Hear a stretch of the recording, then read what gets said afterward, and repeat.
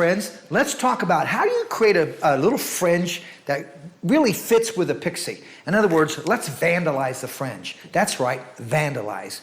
Now, when you think of vandalize, you're thinking of something that's very chewed, textured, really broken up. So now let's go in and do that to the fringe. So we're going to break it up working with our 6 gap. It's real simple. I want you to put the comb down. Don't use a comb. You're going to work primarily with your index finger and your thumb, pinching certain areas together. So the more clumpier you want it, the more hair you're going to pinch together. So let's take a look and see where we're at. This is where we're at now. And I want to take and start releasing length. So I'm just going to come over here to the side area. Okay, pick up where I want my length. Okay, and then just come in and just work with the 6 gap. I find that when I work with a 6 gap, notice how it gave me a little bit more of a chunkier type of piece to it because of the gap within each blade, within the blades, the gaps that you have, you're able to create a little bit more chunkiness to it. Okay, let's go back, grab a section again, and now alter the lengths. Start to just adjust the lengths and start really just going in and visualize this. So the reason we cut dry is for our purpose, not for the purpose of the client. When cutting dry, you can actually start to see what's happening in terms of the edges of what you're creating. Just going in. And once again, you can see how that section just fits into it, and I get it a little bit more chunky. So what I'm trying to do is not make it so piecey, but make it more look like it's almost chewed, almost like it's got a little bit of chunkiness to it. It's steppy, if anything, to it. Okay, working through. Now, I like to just kind of pull the top away and start working underneath.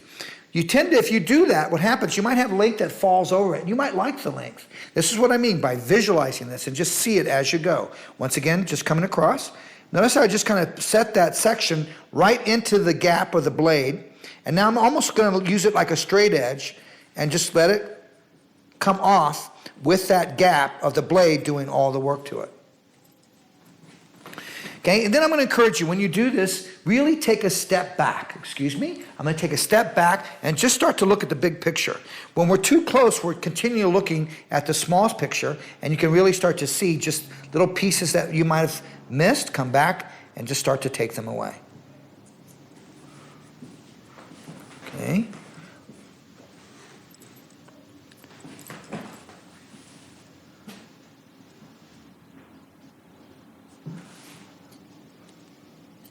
All right, let's move over to the opposite side. Once again, just grabbing chunks of hair and coming through, placing it into our 6 gap. Now, could I use, Sam, if I wanted to, the straight edge with my guard? Yes, you could, but you're going to get a little bit more of a softer edge to it. This is taking it a little bit more on a chunkier basis to it. And remember, where you place your razor and where you go in, that's where that length is going to start to pop off. Start to think in variations of length. Okay, so I'm going to come up higher. Okay, I'm going to come up higher here. So I'm just going back through and just changing the visual of what I see. Okay, look at that depth that you see there in terms of that. Look how thick and how chunky that is. Let's grab a section in the center of that just to break this up, and let's just take that. Okay, so really, really visualize this. All right, now let's bring down our excess length and start to see where we want to take that. All right, so turn here, start to grab. Let's take the length off first. Then I can come back and I can just start to just really separate what I want to separate. All right, it's almost like you want to make it look like she cut it herself, but I have to be honest and tell you, one of the most difficult things to do is to make something look more casual, make something look more organic or like it's done by them. So it's much easier for us because of the way we're trained to create something a little bit more balanced and precision. But when you need to create something that's a little bit more kind of undone, if you will, or vandalized, then it's a little bit more difficult because it really requires your eye and it requires a touch. Now, there's certain areas where you might see that you want to maintain length. Okay, let's go after this piece here. Just going to leave that long first. I can always come back in and take that shorter if I want to. Any excess pieces, just grabbing and taking them off. Now just really starting to work this. Imagine if I put my shape factor in there, 22, look at the texture that you're getting out of that. Now, depending upon the personality, I really believe that that determines how short you can take something in regards to a fringe. A fringe could be a really fragile area, but I also believe that a fringe awakens a shape.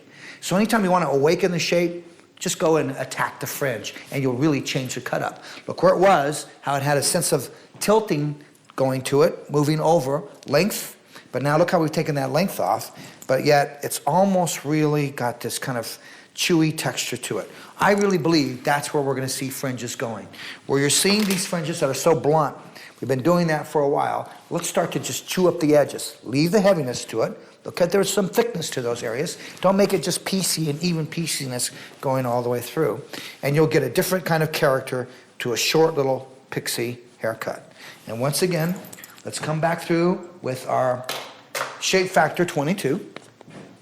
I love this product, especially with my short little haircuts. Going to be a little bit more aggressive with it in terms of the amount that I'm going to use. Coming through, emulsify, warm it up really nicely. You'll get a nice even application. And now just come in and start to work with your hands. So remember, the more casual, the more carefree this is, the better it's going to look in regards to her personality.